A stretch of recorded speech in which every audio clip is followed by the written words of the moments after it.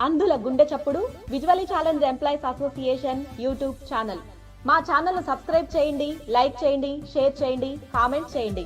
Please subscribe to VCEAAP YouTube channel. Andhra Pradesh అంధుల గుండె చప్పుడు.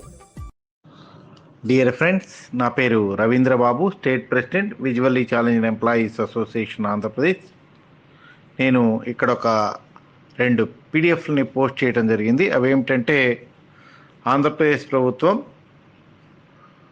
ఎవరైతే రాష్ట్ర ప్రభుత్వం పరిధిలో ఉద్యోగస్తులు పనిచేస్తున్నారో వారందరికీ 2 DAల్ని ప్రకటిస్తూ GO number 28 and GO number 30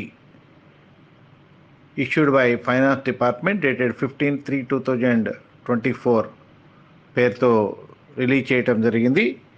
ఈ జీవో నెంబర్ 28 and 30 ఉద్దేశం ఏంటంటే, మనకి ప్రభుత్వ ఉద్యోగులుగా మనకి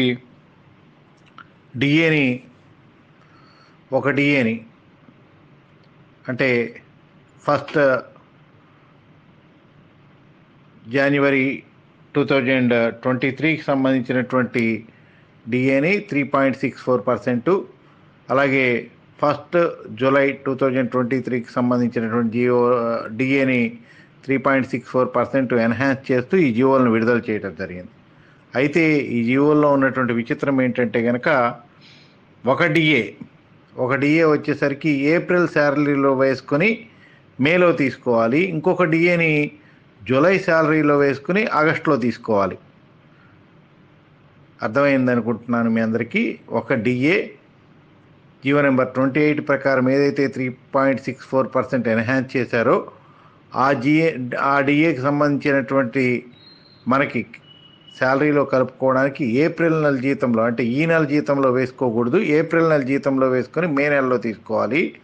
ఇంకొక 3.64% ఏదైతే ఎన్హాన్స్ చేశారో 1st July 2023కి సంబంధించింది జూలై 2024లో వేసుకుని ఆగస్టు 1వ తారీఖున మనం శాలరీలో తీసుకోవచ్చు అని చెప్పేసి స్పష్టంగా పేర్కొన్నారు. మనం ఇంతకుముందు ఎప్పుడూ కూడా ఈ విధంగా విడతల వారీగా వచ్చినటువంటి పరిస్థితి ఎప్పుడూ చూడలేదు.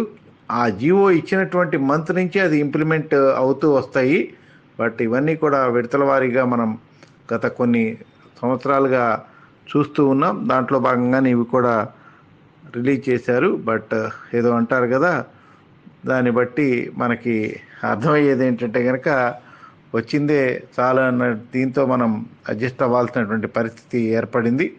కాబట్టి ఇది ఎంతకాలం ఉంటుందో తెలియదు. బట్ దీంట్లో కూడా గతంలో లాగానే ఏదైతే కనుక 1st January 2023 నుంచి రావాల్సినటువంటి బకాయిలు కానీ 1st July 2023 నుంచి రావాల్సినటువంటి ఈ డిఏకి సంబంధించిన బకాయిలన్నింటినీ కూడా విడతల వారీగా ఇన్స్టాల్మెంట్స్ రూపంలో ఇస్తామని చెప్పేసి గతంలో ఇచ్చినటువంటి జీవోల మాదిరిగానే దీంట్లో కూడా పేర్కొన్నారు. CPS ఎంప్లాయీస్కి ఇవ్వాల్సినటువంటి 90% క్యాష్ కానీ, అలాగే GPF సంబంధించినటువంటి OPS ఎంప్లాయీస్కి ఇవ్వాల్సినటువంటి దాన్ని GPFలో జమ చేయటంలో విషయం అయితేనేమి, బకాయిలు ఏవైతే పేరుకుపోయి ఉన్నాయో గతంలో, అదేవిధంగా ఇవి కూడా ఉంటాయని చెప్పేసి మనం భావించుకోవాల్సినటువంటి పరిస్థితి ఏర్పడింది. కాబట్టి ప్రజెంట్ అయితే కనుక ఈ జీవోస్ అయితే రిలీజ్ చేశారు. ఏప్రిల్లో జీతంలో వేసుకొని మే నెలలో ఒకటి తీసుకోవటం జరుగుతుంది, అలాగే జూలై నెలలో వేసుకొని ఆగస్ట్ నెలలో ఒకటి తీసుకోవటం జరుగుతుంది. కాబట్టి ఈ జీవోలకు సంబంధించినటువంటి పూర్తి సారాంశం ఇదని తెలియజేస్తూ థ్యాంక్ యూ అండ్ ఆల్.